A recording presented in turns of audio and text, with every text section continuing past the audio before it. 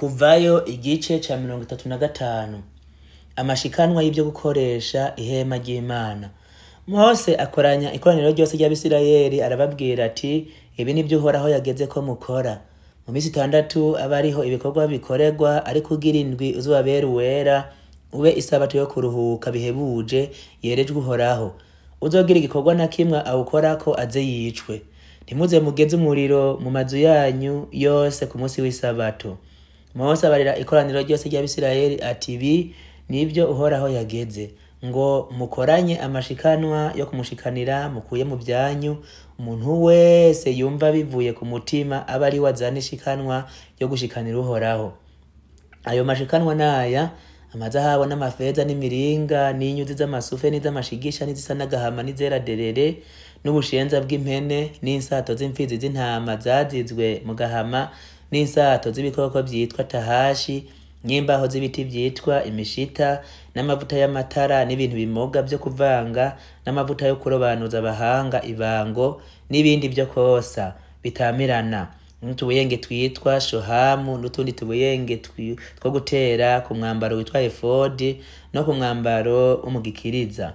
Kandi umuntu wese w'umuhinga wo muri mwebwe naze akora ivyo Uhoraho yageze vyose n'ivyo vyibi: iryo hema ry'imbere n'ihema ryo hejuru yaryo n'iryo kurenza hejuru y'iryo hema n'uturinda twaryo n'imbaho zaryo n'ibiti vyaryo vy'intumba n'inkingi zaryo n'ibitereko vyo kurokeza mw'imbaho n'inkingi na ya sandugu n'iminiho yayo na wa mutemere wo guhongerako n'igihuzu cyo gukingira hera cane n'ameza n'iminiho yayo n'ibintu vyayo vyose n'imitsima y'ibiterekerwa n'igitereko c'amatara yo kubonesha n'ibintu vyaco n'amatara yaco n'amavuta yo gutuma yaka n'igicaniro co kosereza kw'imibavu n'iminiho yaco n'amavuta yo kurobanuza abahanga ibango n'imibavu itamirana n'igihuzu cyo gukinga mu bwinjiriro bw'umuryango w'iryo hema n'igicaniro cyo kosereza ko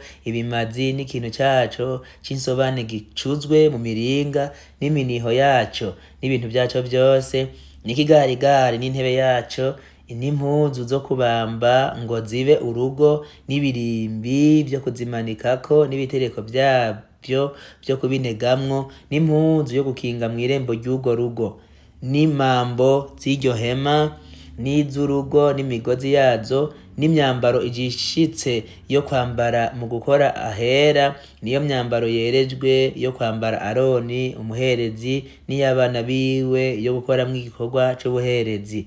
Nuko ikoraniro ryose ry'Abisirayeli baragenda bava imbere ya Mose, maze baraza umuntu wese asunitswe n'umutima wiwe n'umuntu wese atanze bivuye ku mutima, bazana amashikanwa bashikanira Uhoraho yo gukoresha irya hema ry'ibonaniro nayo gukoresha ibikorwa vyaryo vyose nayo gukoramwo ya myambaro yejejwe.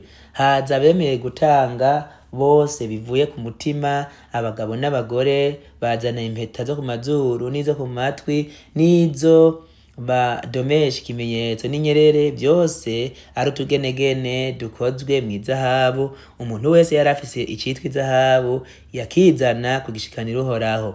Kandi bose abari bafise inyuzi z'amasufe n'iz'amashigisha n'izisa n'agahama n'izera derere n'ubushenza bw'impene n'insato z'imfizi z'intama zazizwe mu gahama n'insato z'ibikoko vyitwa tahashi, umuntu wese arabizana. Umuntu wese yari afise ico ashikana c'ifeza canke c'umuringa arakizana agishikanira Uhoraho. Kandi umuntu wese yari afise imbaho z'igiti c'umushita zogira ico zimara kuri ico gikorwa arazizana. Abagore bose b'abahinga nabo bahingiranya inyuzi, bazana izo bahinze, iz'amasufe n'iz'amashigisha n'izisa n'agahama n'izera derere. Kandi abagore bose basunitswe n'imitima bakoresha ubuhinga bwabo bahingiranya ubushenza bw'impene. Abakuru nabo bazana utubuyenge twitwa shohamu n'utundi tubuyenge two gutera ku mwambaro witwa efodi no ku mwambaro wo mu gikiriza. Bazana n'ibintu bimoga n'amavuta vyo gukoreshwa mu matara no mu vyo kurobanuza abahanga ibango no mu vyo kosa bitamirana. nuko abagabo n'abagore bose b'Abisirayeli bemeje n'imitima yabo kugira ico bazana cose co gukoresha igikorwa Uhoraho yabariye Mose gukora, babizana kw'amashikanwa avuye ku mitima ikunze babishikanira Uhoraho.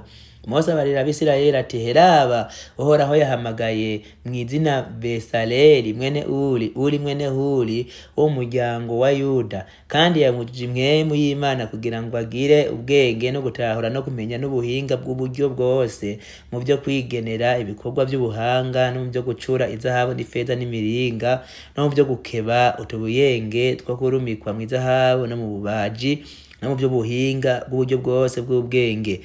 Kandi yashize mu mutima wiwe kwigisha abandi bona Oholiyabu mwene Ahisamaki wo mu muryango wa Dani.